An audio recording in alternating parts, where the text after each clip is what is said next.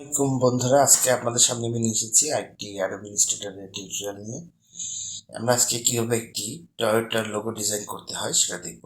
তো প্রথমে আমরা কন্ট্রোল আর প্রেস করে রোলারটি প্রেস করে নেব এবং কন্ট্রোল এবং মাউসের রাইট ক্লিক একসাথে প্রেস করে আমরা রোলারটি মাঝখানে নিয়ে আসবো। দেখুন, আমরা একদম সেন্টারে রাখবো। এখন এটা কিভাবে বুঝলাম যে আমাদের রোলারটি একদম সেন্টারে আছে? যেখান থেকে আমরা আমাদের স্মার্ট গাইডটিকে অন করতে হবে। তো এর জন্য আমাদেরকে যেতে হবে আমাদের উইন্ডোতে, আমাদেরকে যেতে হবে আমাদের ভিউতে। এখান থেকে আপনি ভিউয়ে যাবেন এবং এখানে দেখবেন স্মার্ট গাইড। এখানে দেখেন স্মার্ট গাইড আমার অন করা আছে। এরপর আমরা যাবো ইলিপস টুলে। আমরা এখান থেকে ইলিপস টুলটি নিয়ে নেব এবং এখান থেকে আমরা মাঝ বরাবর একটি ইলিপস আঁকবো এবং এটা একদম সেন্টার থেকে আমরা নেব। কন্ট্রোল অল্ট বাটন প্রেস করে আমরা এটা নিব। দেখুন, এখন যদি আপনি সেন্টার থেকে যদি অল বাটন প্রেস করে না নেন তাহলে দেখুন একটা প্রবলেম হবে। আপনি এটাকে কন্ট্রোল করতে পারবেন না, বা এটা যে কোনো একদিকে আপনি যেদিকে মাউস টানেন ওদিকে কিন্তু চলে যাবে। তো আমরা চাই না। যদি এটা একটা মাপের মধ্যেই আছে, আপনি যদি এরকম কোনো চান যে আপনার এরকম একটা বক্সের মধ্যে আপনার এই লিপসটি থাকবে, সেটা কিন্তু হয়, কিন্তু আমরা সেটা চাচ্ছি না। আমরা চাচ্ছি যে আমাদের লিপসটি যেন সেন্টার থেকে হয়। সো আবার আমরা লিপসে গেলাম এবং অল বাটন প্রেস করে আমাদের যেরকম লিপস আমাদের দরকার আমরা সেরকম একটা সার্কেল নিয়ে নিলাম। এবার আমরা চলে যাব এডিটে। এখান থেকে আমরা আমাদের এখানে এটাকে আমাদের ফিল কালারটাকে অফ থাকবে। এখন আমাদের স্টকটাকে আমরা অন করে দেব এবং এরপরে আমরা চলে যাব এডিটে, কপি, পেস্ট ইন প্লেস। এবার আমরা শিফট এবং অল বাটন প্রেস করে ভিত্তিটাকে একটু ছোট করে নেব। সার্কেলটা একটু ছোট করলাম এবং দুইটাকে একসাথে সিলেক্ট করলাম এবং পাথফাইন্ডারে গেলাম। পাথফাইন্ডার যদি আপনার এখানে শো না করে আপনি এখান থেকে উইন্ডোতে যাবেন। উইন্ডো, দেখুন উইন্ডো থেকে আপনি পাথফাইন্ডার নেবেন এবং এখানে ইউনাইটেড মাইনাস ফন্ট কেন হচ্ছে না, হলো না কেন? আচ্ছা, দেখি কেন হয় না। আমাদেরকে সিলেক্ট করতে হবে দুইটাকে। প্রথমে ছোটটাকে সিলেক্ট করলাম এবং শিফট প্রেস করে দুইটাকে, এবার দেখুন হয়ে গেছে। এখন আমরা এটাকে একটা কালার দিব, ফিল কালার দিব। আমরা গ্রেডিয়েন্ট কালার দেবো এটাকে একটা। আমরা প্রথমে ফিলটাকে আমরা ক্লিক করলাম, গ্রেডিয়েন্ট এখান থেকে আমরা গ্রেডিয়েন্ট নেব। যদি আপনি গ্রেডিয়েন্ট এখান থেকে না পান তাহলে আপনি যাবেন আবার সেই উইন্ডো এবং এখান থেকে দেখেন এখানে আপনি গ্রেডিয়েন্ট পেয়ে যাবেন। এই যে গ্রেডিয়েন্ট উপর দিকে, হ্যাঁ এই যে গ্রেডিয়েন্টে আমরা বাই ডিফল্ট যে গ্রেডিয়েন্টটা আমরা পাচ্ছি সেটা আমরা রাখবো, পরে আমরা এটাকে চেঞ্জ করে দেবো। ওকে, এবার আমরা এইটাকে আবার সিলেক্ট করব এবং এডিটে যাব, কপি, পেস্ট ইন প্লেস, আবারও শিপ এবং কন্ট্রোল অল্টার প্রেস করে সেটাকে ছোট করে নেব। এটাকে আমরা একটা ডিস্টর্ট করে নেব। দেখুন এইভাবে উপরের দিকে উঠাই দেবেন, ডিস্টর্ট করার জন্য উপরের দিকে উঠাই দেবেন। এটা না, সরি আপনারা এখান থেকে একদম নিচের অংশটিতে ক্লিক করবেন, মাউসের লেফট বাটন ক্লিক করে এটাকে উপরের দিকে উঠাই দেবেন এবং এটা যাতে দুইটা একটু অ্যাডজাস্ট করে নেবেন। এখানে এভাবে আপনি দেখবেন কিভাবে আপনার এটা অ্যাডজাস্ট হচ্ছে। দুইটা একসাথে অ্যাডজাস্ট হওয়ার পরে দেখুন আমাদের এটা এখন অ্যাডজাস্ট হয়নি। হ্যাঁ, এবার ঠিক আছে। এখন আমরা যেটা করব,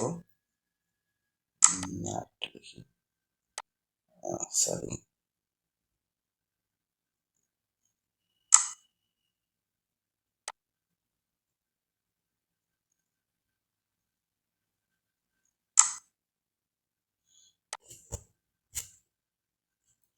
এখন আমরা এটাকে একটু অ্যাডজাস্ট করার বাকি আছে, সেটা আমরা করে নেব। আমার মনে হয় হ্যাঁ ঠিক আছে। না, এখন ঠিক হয়নি।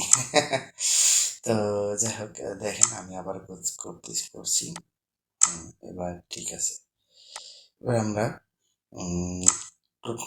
টোটালটাকে আবার সিলেক্ট করব, এটাকে একটু বড় করে দিই। হ্যাঁ, এবার ঠিক আছে। এবার আমরা টোটালটাকে সিলেক্ট করব এবং এবার আবার সেই পাথফাইন্ডার এবং ইউনাইট করে দেবো এটাকে আমরা। এরপরে আমরা আবারও একটি লিপস নিব, লিপস টুল লাগবো। এখান থেকে আমরা লিপস আঁকলাম এবং আবারও যে কোনো জায়গায় আপনি আঁকতে পারেন, যে কোনো সাইজের, সমস্যা না। পরে আমরা ঠিক করে নেবো এবং ফিল কালারটাকে আমরা আবার অফ রাখবো। এডিটে সরাইলাম। এরপরে আবারও edit, copy, paste in place. আবার আমরা শিপ এবং অল্ট বাটন একসাথে প্রেস করে এটাকে মাঝখান দিয়ে ছোট করে নেব। ওকে, আমাদের এটা কিন্তু এখন ছোট হয়ে গেছে। তো আবার আমরা শিপ বাটন প্রেস করে বড় বৃত্তটাকেও কপি করে মাইনাস ফ্রন্টে ক্লিক করব। এটাকেও আমরা সেম গ্রেডিয়েন্ট, একটা ডিফল্ট গ্রেডিয়েন্ট একটা কালার দিব এবং মাঝখানে নিয়ে এসে আমরা এটাকে একদম মাঝ বরাবর বসিয়ে দেবো এবং অ্যাডজাস্ট করে নেব।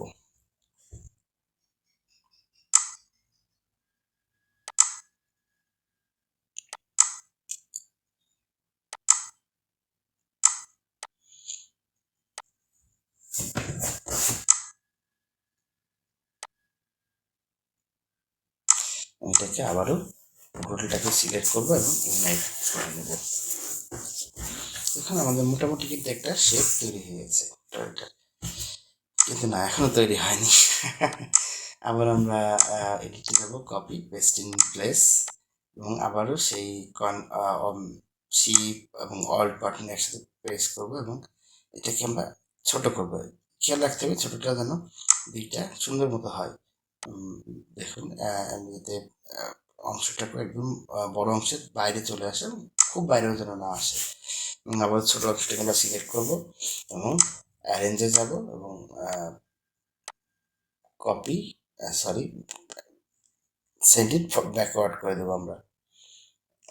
এরপরে আমরা টোটালটাকে একটু স্ট্রোক গ্রেডিয়েন্ট কালারে আমরা সাজাবো। দেখুন, এটা আপনার ইচ্ছা মতো আপনি কালার দিতে পারেন, আপনি যে কালার চান সেরকম কালার দিতে পারেন, কোনো সমস্যা নেই।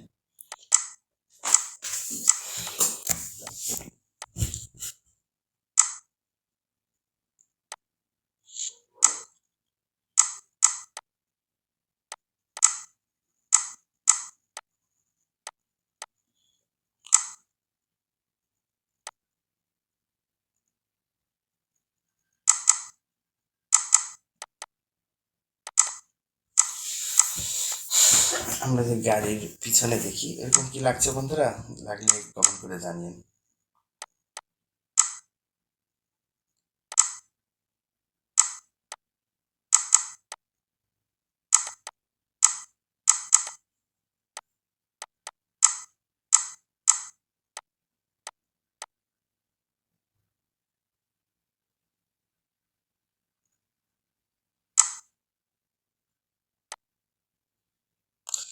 আমরা টয়োটার যে ব্র্যান্ড নেম, ওটাকে আমরা নিচে লিখবো। যেন আমরা পেন টুল নিব। দেখেন, এখান থেকে পেন টুল আমরা নিয়েছি, যে এবং এখানে আমরা টাইপ করব TOYOTA, টয়োটা। এটাকে আমরা একটু জায়গার মতো সেট করে রাখবো। এটাকে শিপ এবং আল্ট বাটন একসাথে প্রেস করে একটু বড় করে নেবো, চলবে। এরপরে আমরা টাইপে যাব এবং এটাকে ক্রিয়েট আউটলাইন করে দিব। আমরা একটা কালার পিক করব ফিল কালার থেকে। দেখুন, হয়ে গেল আমাদের টয়োটা লোগো।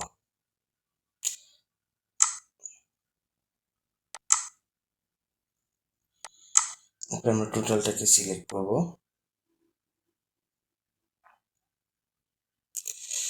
টোটালটাকে একটা সিলেকশনে আনবো। এবার আমরা CTRL G প্রেস করব, তাহলে আমাদের এটা একটা গ্রুপ হয়ে যাবে এবং আমরা চাইলে এটাকে যে কোনো জায়গায় মুভ করতে পারবো। এই ব্যাস হয়ে গেল আমাদের টয়োটার লোগো। তো ভালো লাগলে লাইক দিবেন আশা করি।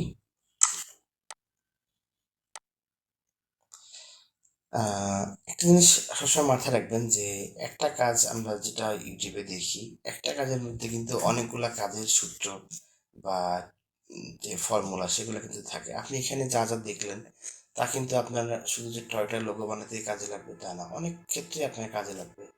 সো এগুলো মাথায় রাখবেন যে আপনি কখন আহ, যে কোনো ডিজাইন থেকে সবগুলা বিষয় আপনি ভালো করে খেয়াল করবেন এবং ওগুলা পরবর্তীতে ডিজাইনে কিভাবে কাজে লাগবে সেটা মাথায় রাখবেন। এবং আর এ, সেটা আর কি মাথায় রাখবেন। আর আমি আজকে আর বেশি কথা বলবো না, এই পর্যন্ত শেষ।